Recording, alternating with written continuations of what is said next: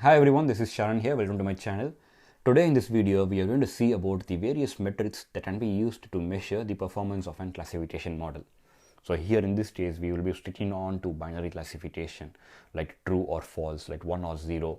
And we will be seeing what are all the various metrics that can be used to measure like how good our model is. We will be going through some of the metrics such as like precision, recall, accuracy, F1 score. So this video is really going to be very important because in most data science interview, like especially for the entry level data science position, this is something that will be commonly asked because this concept is something that can be easily confused by like anyone. So if you are able to clearly explain like what is precision, what is recall without any confusion, it will be able to help you to make a huge positive impact in your interview. So let's get into the concept and then we will go through each one of those metrics, like what is the concept behind it. We will also use an Excel sheet to understand better like how each one of them are being calculated. And finally, we will be seeing how to implement all those metrics using Python. So if you have a classification model, like you know like how to implement the various metrics in order to measure how good or how bad your model is. So as you see on my screen, going into the concept, so this is the confusion matrix. So this is the core logic, like the various metrics that we are calculating, that precision, recall, accuracy, everything is calculated from this particular matrix here. So as you see, so these values are what we are predicting. So this is the predicted values. So when we have positives here, so what's happening is this is the one that we are predicting as positive, and this is the one that we are predicting as negatives. So if you take 1 or 0, so all these are the ones that our model is predicting as ones. These are the zeros that our model is predicting. So maybe what we will do is we will go back, like go into an Excel sheet to better understand like what this confusion matrix is. We will maybe try to get some sample values, use some sample values, and then we see how the precision and how the recall could be calculated. Going into the Excel sheet here. So as you see, so this is what we had in the PowerPoint presentation. Like the predicted value was here. So here is the predicted value, and then here are the actual values. So this is a simple example, like we are assigning some kind of dummy values. So all these are the dummy values that we are using in the confusion matrix, and then we are going to see how to calculate precision, recall, and accuracy. So first one, coming to the precision. So when I say precision, so what it means is, it means that how precision is our model is, like how accurate is our model is, how accurately we are able to make the prediction. So as it says, like how accurately we are able to make the prediction. Like for example, we are saying that 100 ones in the data set and 80 of them are correct. Like 80 of the 100 ones that we are predicting, 80 of them are accurate, like 80 of them matches with the actual value. So what happens is 80 is what we are able to correctly predict as 1 divided by total number of ones we are predicting, so which is 100. So which means that our precision of our model like is 80%. We are able to, whatever we are predicting of those, 80% of the values will match with the actual value. So that's what the precision is. What is the precision of our model? On the other hand, when we have recall, what it means is, it means out of all the ones that is present in the data set, how many ones we are able to predict. So let's say in the data set there are about maybe 120 ones. So our model is predicting 80 ones correctly. So the measure here is 80 divided by 120. So that's what we are able to recall. So when we use generally recall, it means that we are like how much we are able to recollect. So on similar terms, when we use recall here, so it means that how much we are able to recall from the actual base. So maybe you can use those as an tips in order to remember like what precision and what recall are, because these are all the terms that can be easily confused by many like entry level data scientists like who are getting started. It's very easy to get confused. So as you see on my screen here, so here what happens is we are predicting about 150 values as positives. So this is what we are predicting, this row that you see here. So this is what we are predicting as ones, and this column that you have here, like is the actual ones that is present in the data set. So when I say precision, so what it means is, it means how many true positives, which is this one here, 130 true positives, and how many total values that we are predicting as ones. So what we are doing is we are predicting 150 values as ones. So 130 divided by 150 is our precision value. So which is nothing but 86%. So the precision of a model is 86%. Whatever we are predicting, 86% of times it will be accurate. It will match with the actual values. There is still 14%. There is still some probability where we can go wrong.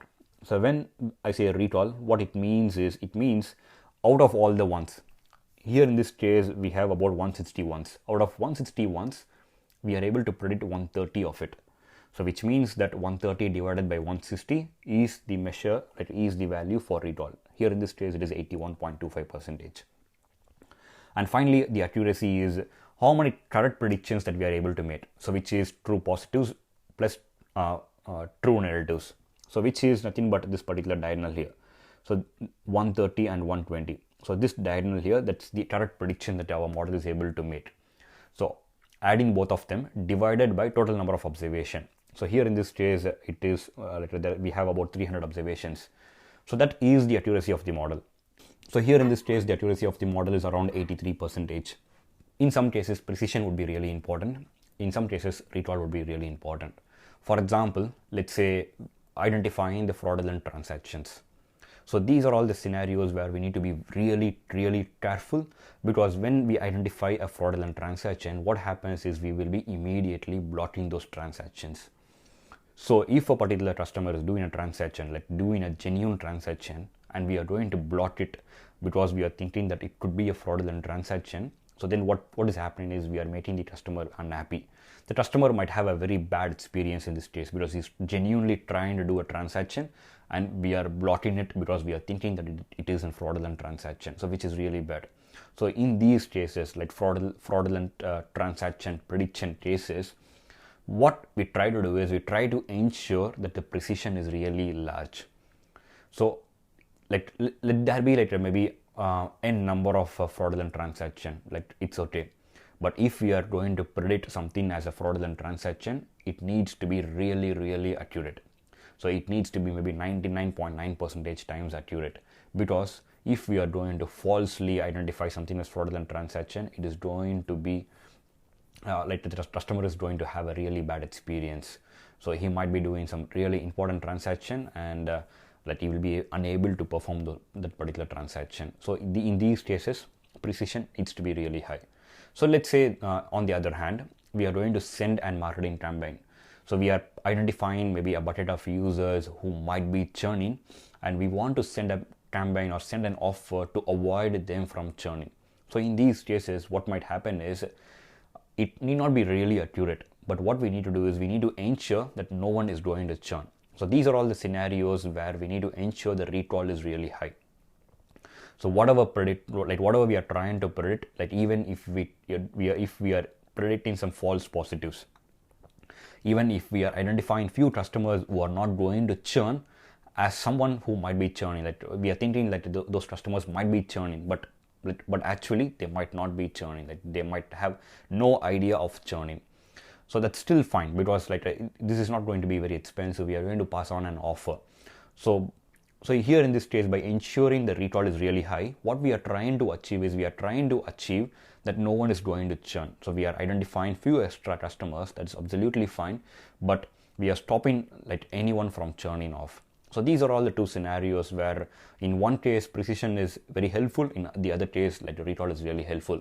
So in general, we use accuracy to see how good the performance of the model is. So depending upon your use case, you can choose how much the precision should be and how much the recall should be. And this is how we calculate, as I showed in the Excel, this is how we calculate precision, recall and accuracy. So now going back to the presentation here. So as I explained, so these are all the formulas for precision, recall as well as the accuracy. So these are all the various metrics, and coming to the next one, F1 score. So F1 score is also a metric that is being derived based on precision and recall values. So as you see on my screen, this is the formula for F1 score. So again, the core concept is the confusion matrix. So whatever we are seeing here, it's all based on the confusion matrix. the values from the confusion matrix is used to come up with all these values. And the next one is the ROC, area under the curve. So this one gives a very good visual representation of how good our model is. So as you see on my screen, so the diagonal one is the basic threshold, so which means that the model is performing like 50-50. So here in this case, what we are doing is we are talking about binary classification, like ones, zeros, or trues, false. Like in those cases, so randomly, like if I don't use any model, if I just randomly made some prediction like 1 0 0 1 and made some absolute random prediction, or what I do is I just go with all the ones. So there are 50% of chances that that is right, because when we have binary classification, it's generally 50-50. So that is the threshold. Like if our model is performing any bad than 50% threshold, it means that no use of using that particular model, because even if you go by random, there is 50% chances that you achieve the correct values. So our model should definitely be above this particular line here, the diagonal that is present here. So if the area under the curve is closer to this particular value, so let's say it goes like this, so it means that we are able to make like majority of correct predictions. So as it goes closer to this particular point, like a 1 here, it means that it's performing really good.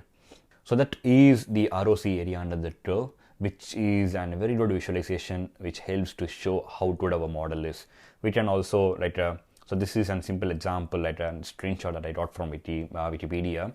So this can be used to measure like how good like different models are performing. Like when we try to train a particular model, we choose like different algorithms. We can use this particular visualization to see how each of those algorithms are performing. So it's very easy to see which is performing good and which is not. So these are all the various metrics that can be used to measure the performance of an model in case of a classification problem. So that is it. These are all the various metrics that can be used to measure the performance of a classification model. So now let's go into the tutorial. Let's see how to implement all these metrics using Python. So coming back to the script here. So what I'm going to do is I'm not going into the details of the model. I'm not going to explain how these models are built. So this is something that I have picked up from one of our previous session. So if you have any questions about building and classification model, I will provide the link in the description, so you can go there and then see how the classification models are being built. But now here in this session, the focus is on measuring the performance of the model. So what I will do is I will just execute each one of them and then we'll directly go on to the script, part of the script which actually measures the performance of the model. So I have imported all the packages and I'm going to use the dataset. So this is the dataset that we are going to use for the problem, and I'm dropping all the NAs maybe because it's not good while making the prediction, and I'm separating the dependent and independent variables. So here in this case I'm splitting the training dataset and test dataset, and I'm going to use the random forest classifier for this particular use case, and I'm going to train the model on the training data set, and finally I'm going to use model.predict in order to make the prediction.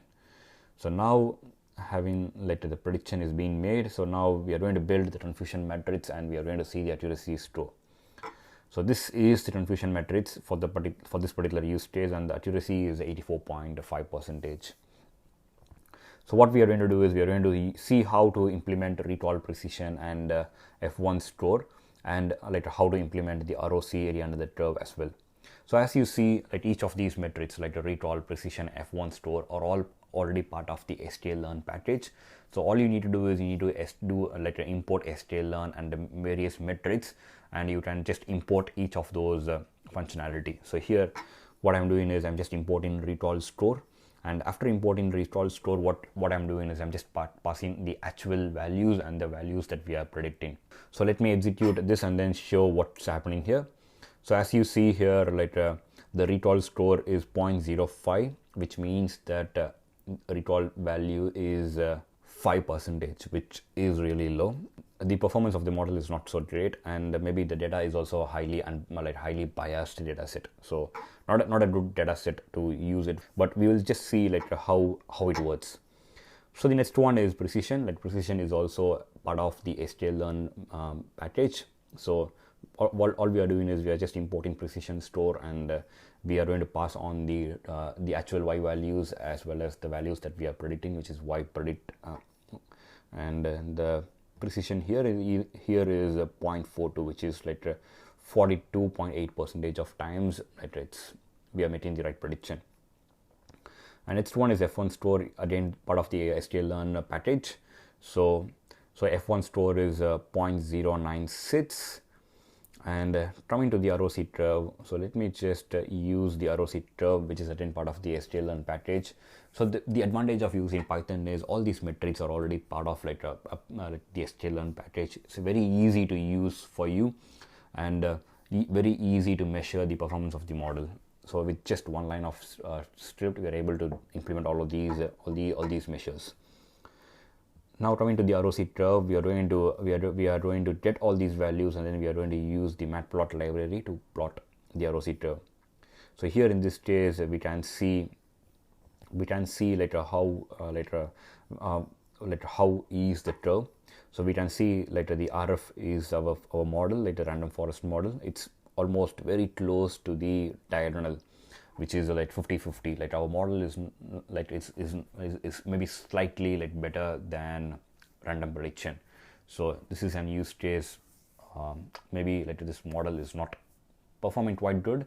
One reason is maybe it's like highly biased. And the green one that you see here, this is how a perfect prediction would look like. So when we made 100% right predictions, so this is how the curve would look like. So it will be a perfect right-angled triangle. So this is about the various measures that can be used to measure the performance of a classification model, like binary classification. I hope you would have learned something new in this video. If you have learned something new, please give a thumbs up and subscribe to my channel. If you think that this might be very helpful to any of your friends who is trying to learn data science, maybe share it with them. So in this series, what we are doing is we are covering the various topics that is very important in order to learn data science in 100 days. So we are also going through some of the sample projects that can be implemented. So it will be a good one for you to learn, because a lot of people who are trying to learn data science don't know really where to start, because there are various topics, and then it is very easy to get lost. So if you know someone who is planning to learn data science, maybe share this video with them, because this structured program will help them to learn data science maybe in a more comfortable way. So that is it for now. See you in the next session. Bye until then. Bye.